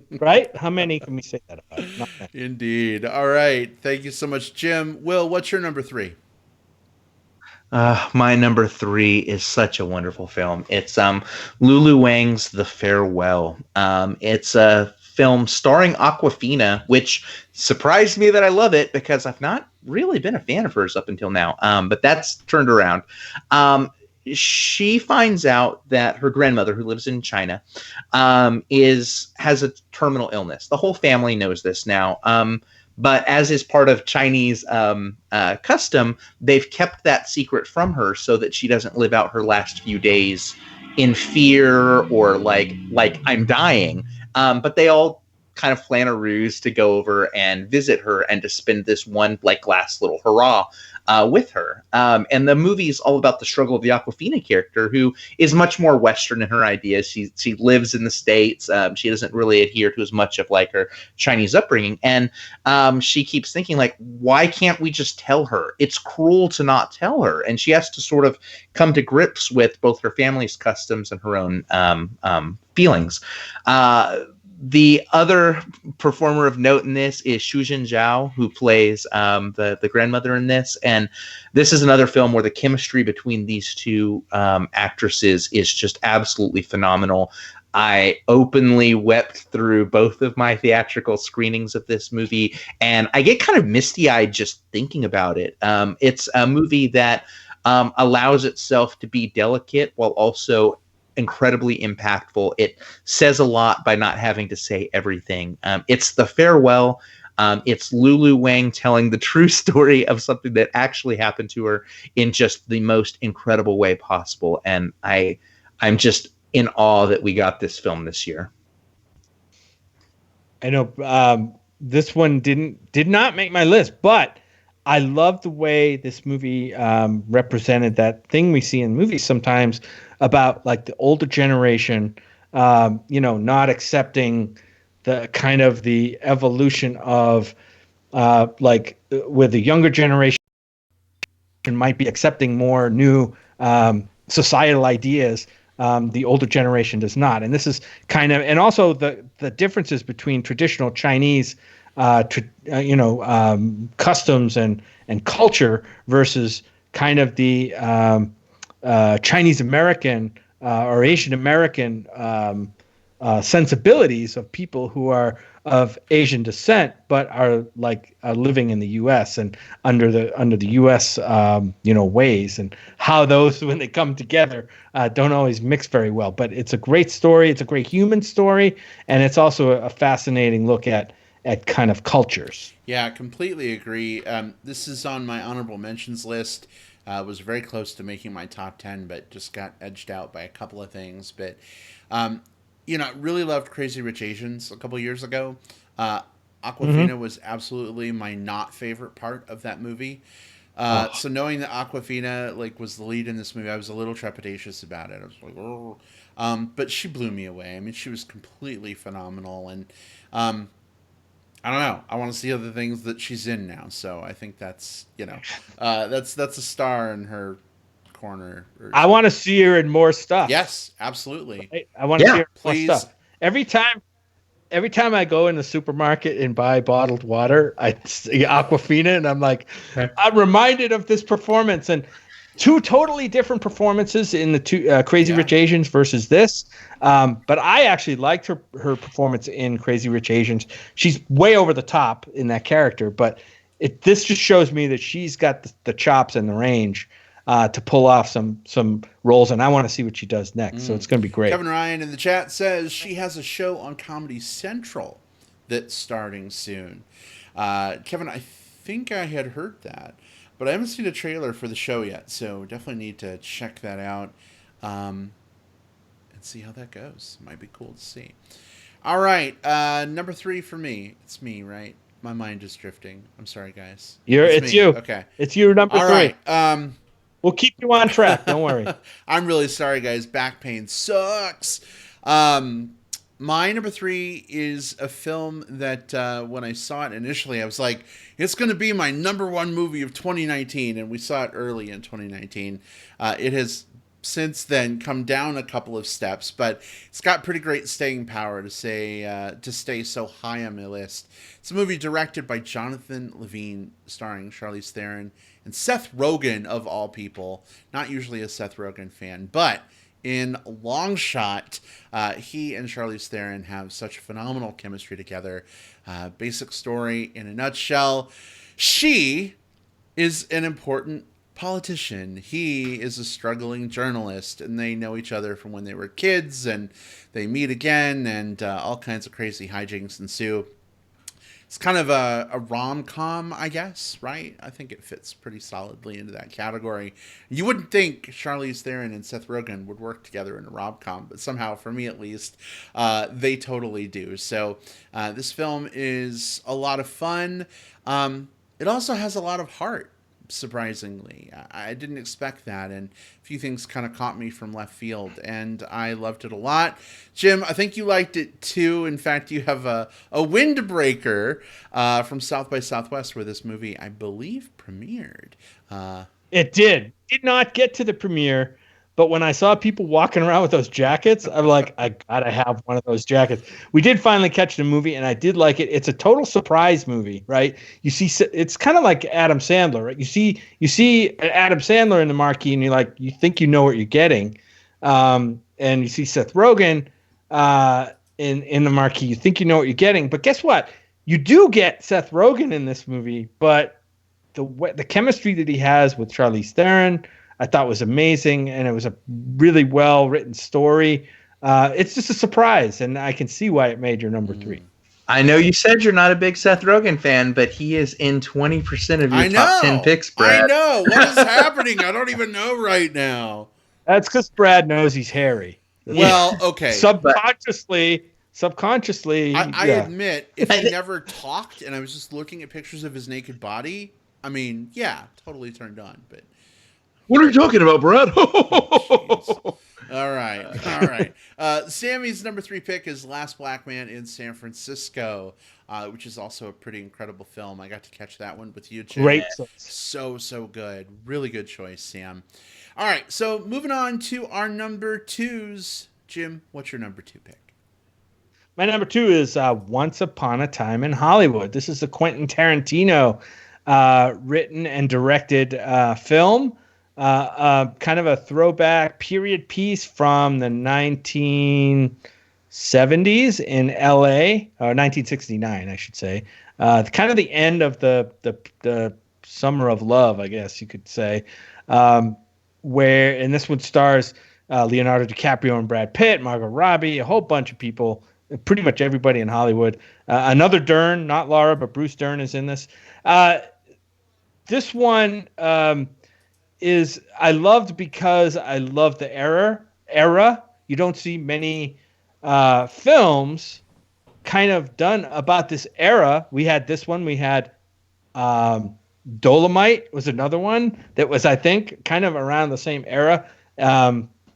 This was about Leonardo is a kind of a fading television actor, and he's got a stunt double friend played by Brad Pitt, and it also kind of ties in with the Charles Manson, Sharon Tate murder around that same time period, and the stories kind of overlap. One kind of a fictional story and one a very real story, and I love the way that they intertwine those two stories. I love Once Upon a Time in Hollywood. Check it out. Interestingly enough, this one was... I was just going to say it's Sam W's number 2 as well. So, Jim, you and Sam are like peas in a pod when it comes to movies sometimes. So kind of, yeah. This one was interesting because it was way lower on my list upon my first watch, and on a rewatch, I think I appreciated a lot more of the film that I did the first time, so much so that it's in my honorable mentions now. And I think what really strikes me about this one is that of all of Tarantino's films, I think that you could make the case that this is his most optimistic in a weird way. Like, this is his film that tries to find the hope in its situation and tries to look back at a time period nostalgically, while also saying, but like, how could it have been better, or how could it be different, and what can we learn from that? And I think that that's really, really great to see in a filmmaker who can take this love of his, but also sort of like find the joy and find the optimism in it. So yeah, good pick. All right, excellent pick, babe. Will, what's your number 2? My number 2 is a film that also I don't want to say snuck out of nowhere for me, but it completely fucked up my top 10 list because it skyrocketed to number 2, and it was a very late in the year watch. Portrait of a Lady on Fire, directed and written by Céline Sciamma. It's a French film about, and it's a period piece. It's end of the 18th century, and you've got this isolated island, and there's this girl there, and she is played just absolutely wonderfully by Adele Haenel, and she's like of a wealthy family, and she's about to get married off, and she doesn't want to be in the marriage, but she's going to do it anyway. And the mother wants a portrait of her. Like, that's what you do as part of the wedding gift. You give away a portrait, but they keep getting different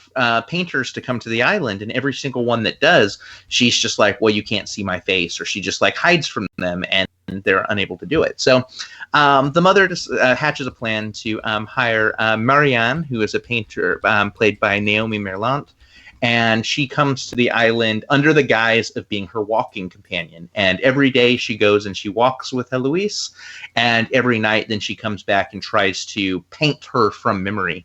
And what starts as a ruse develops into a friendship, and maybe develops into something else as well.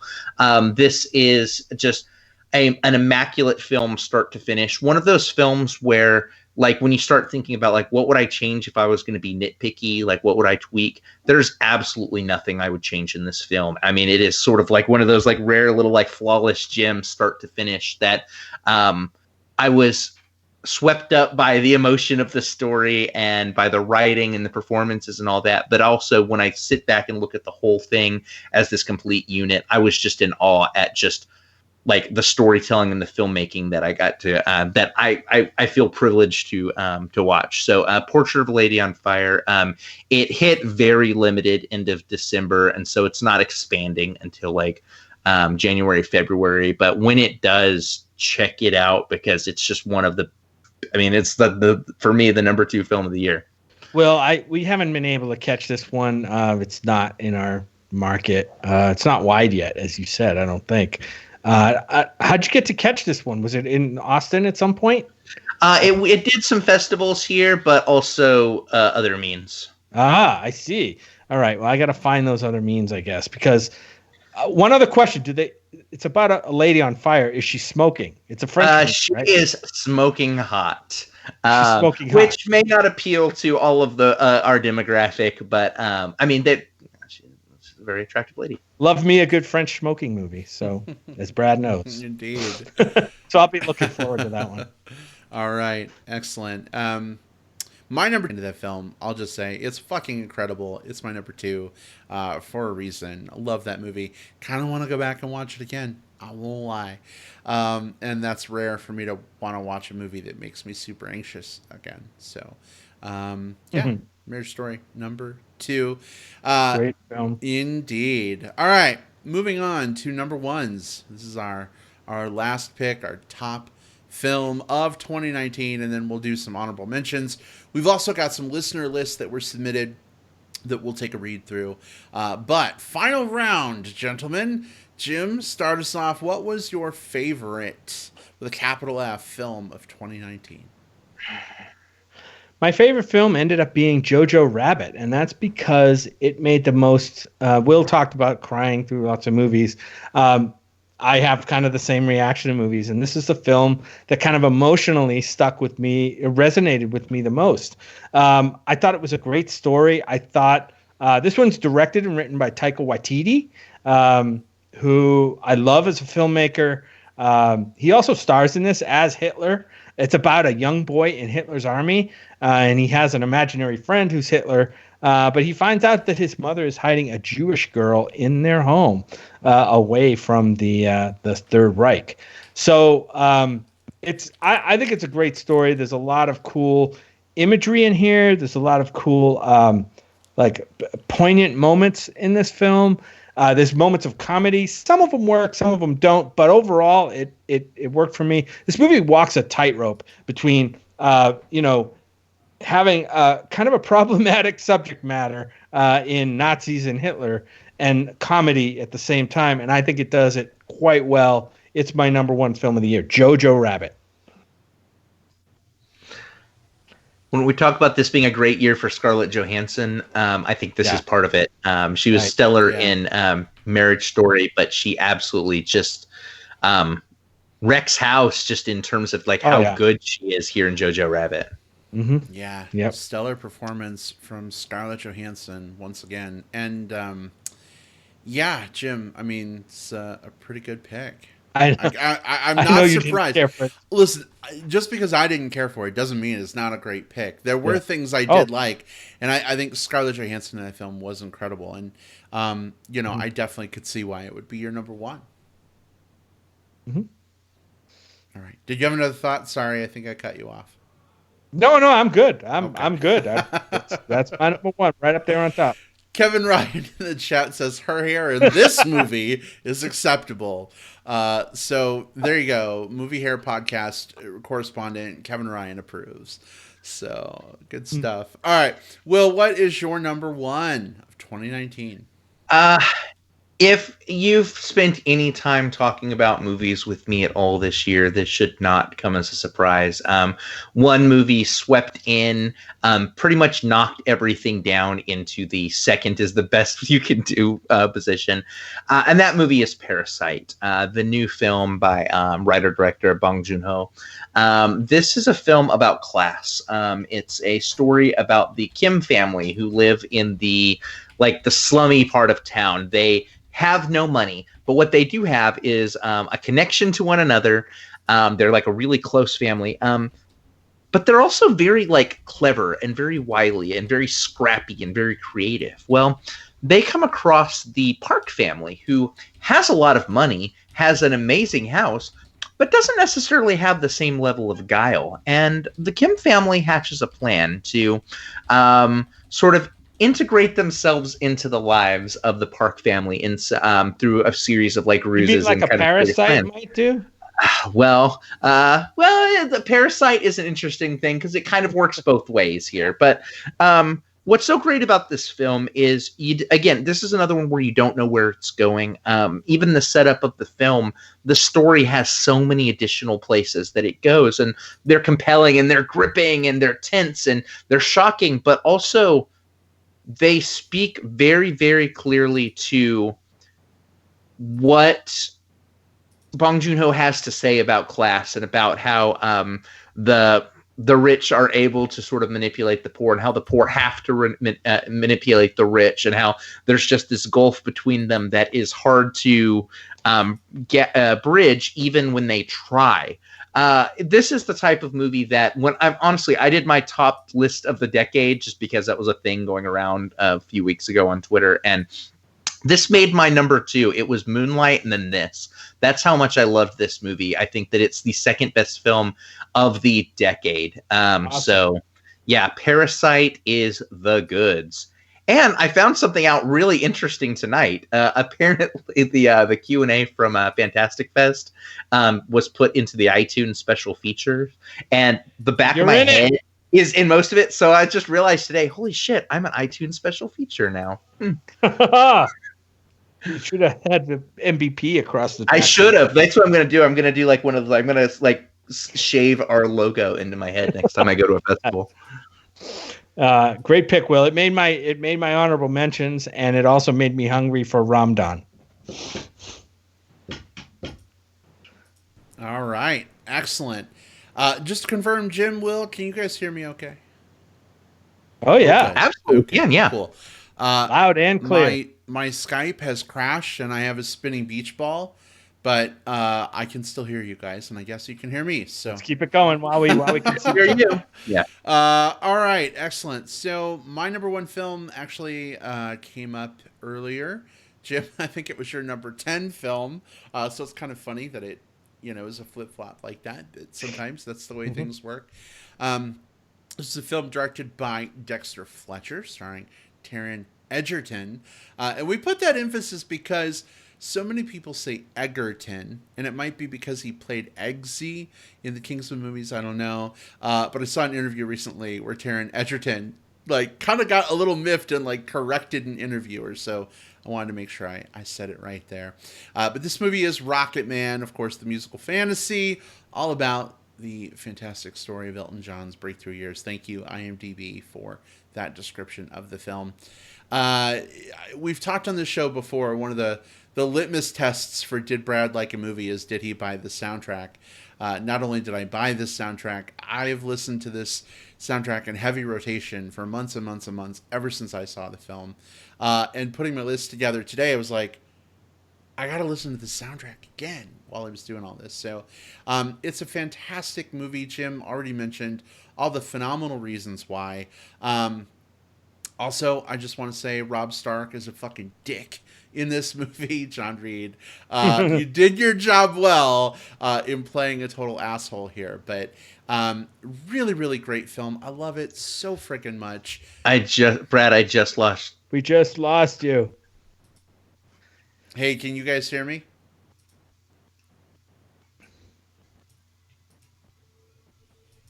Nope. Hopefully we'll get him back here in a minute. All right. Yeah. So yeah, Brad's pick of Rocket Man. Yeah, we really love that movie. We talked about the reasons why.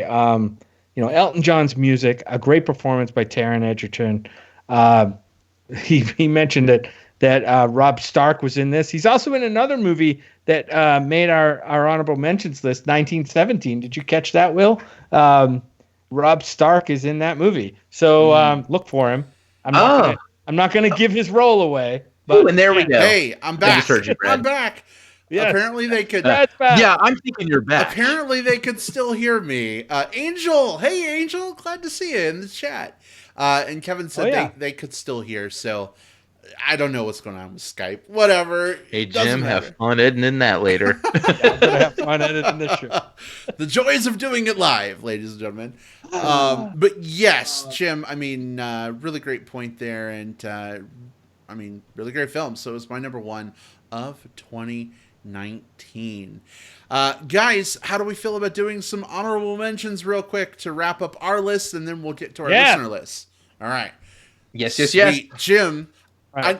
I'm going to mention just like four or five films. Go for it. A lot of these are docs that you might not have heard of. Honeyland is one.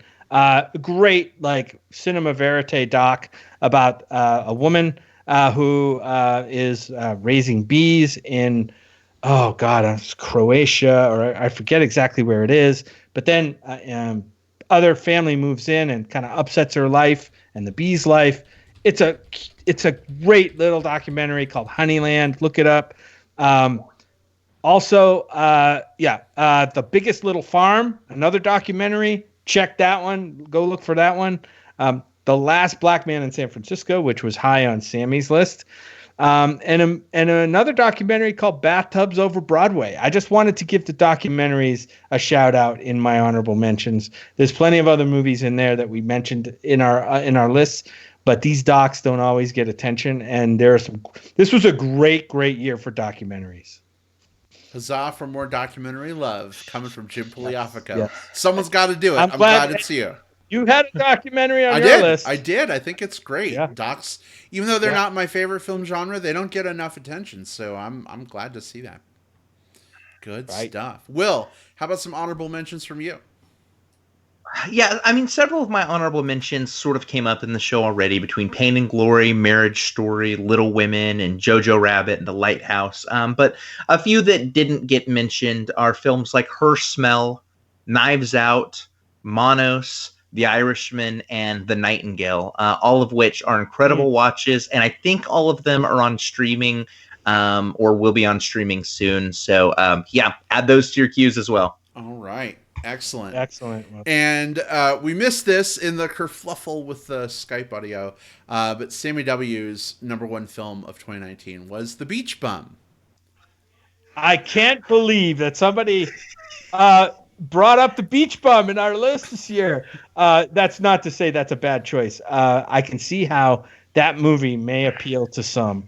It's definitely, how do I say this? This movie is way out there. Good pick, Sammy. I'm glad you had the balls to put that on your list. It's bonkers. We saw it at South by Southwest, and they gave us scratch and sniff cards that had like different weed smells for different scenes of the movie. And when those scenes came up, you're supposed to scratch them and smell so you could smell the different strains. That's the type of movie it is. Oh, very cool. All right. Honorable mentions for me, and then we'll dive into some listener submitted lists. Speaking of South by Southwest, it was a film we saw there, Little Monsters, starring so good. The Lighthouse, really good, just barely didn't make my list. One we haven't talked about yet, Ford v Ferrari. I really like that movie quite a bit. And The Farewell. Thank you, Aquafina. So think that about. Fairly. Yeah. I saved that one for last because I figured The Farewell to our list, farewell to 2019. Farewell. Yeah. All right, let's do some quick listener submitted lists before we wrap this thing up. Chris Lopez, sexy voice of the Movie Bears podcast, used to be a regular on the show. Now he joins us for special occasions. Always love it when he pops up.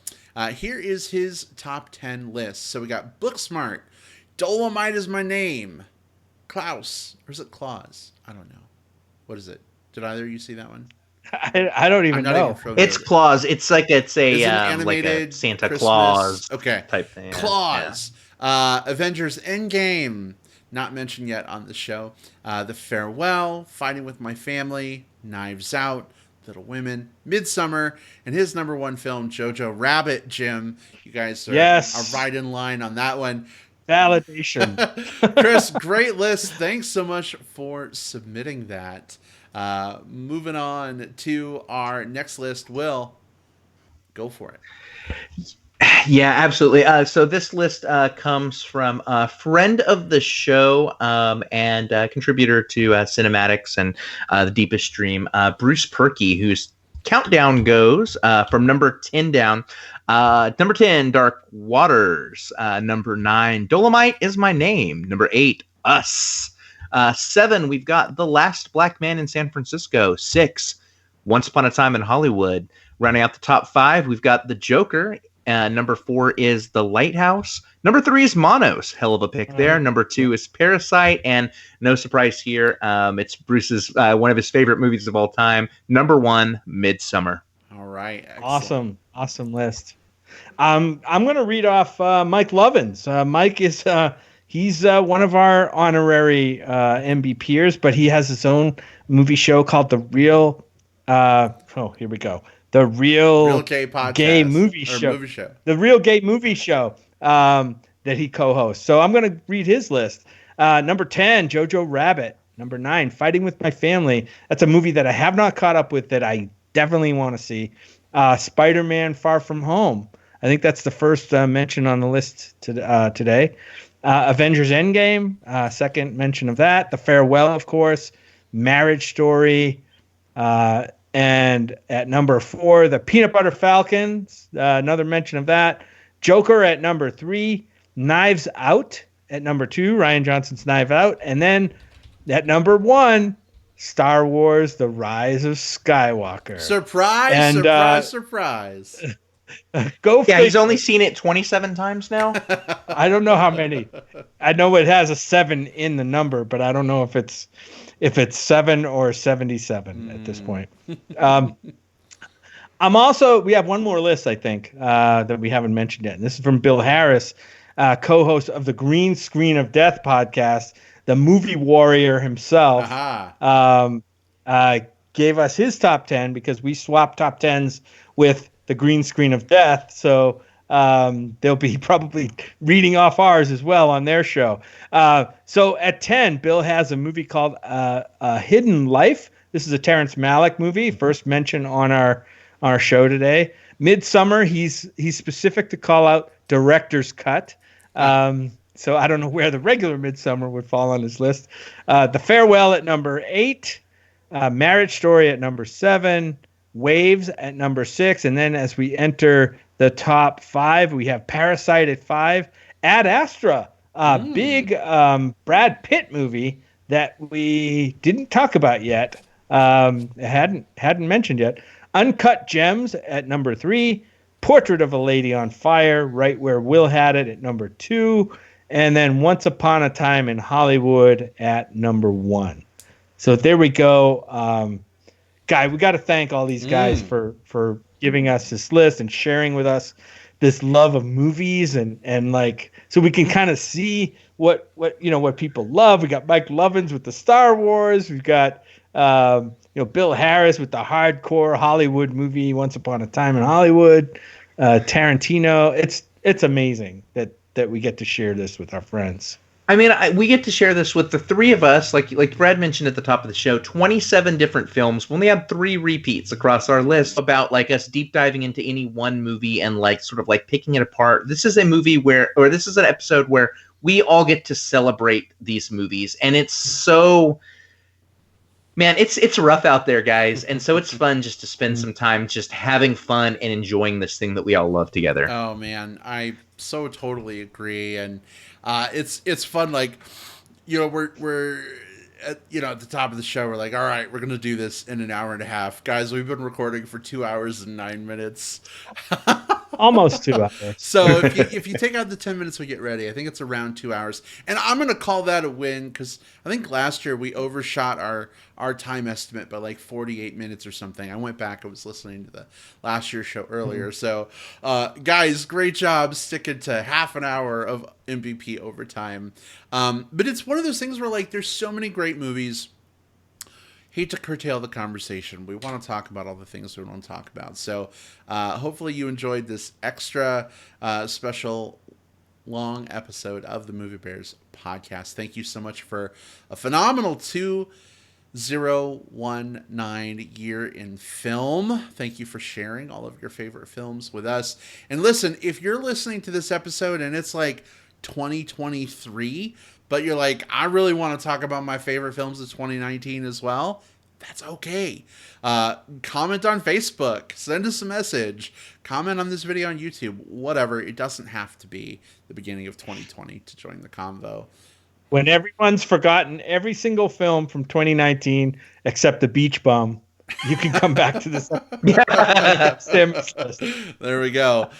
Just want to thank Sam, Angel, Kevin, everybody else who was in the live chat with us tonight. So much fun doing this live with you. You really make the show for us. And for those of you who are listening on digital tape delay, we love you just as much too.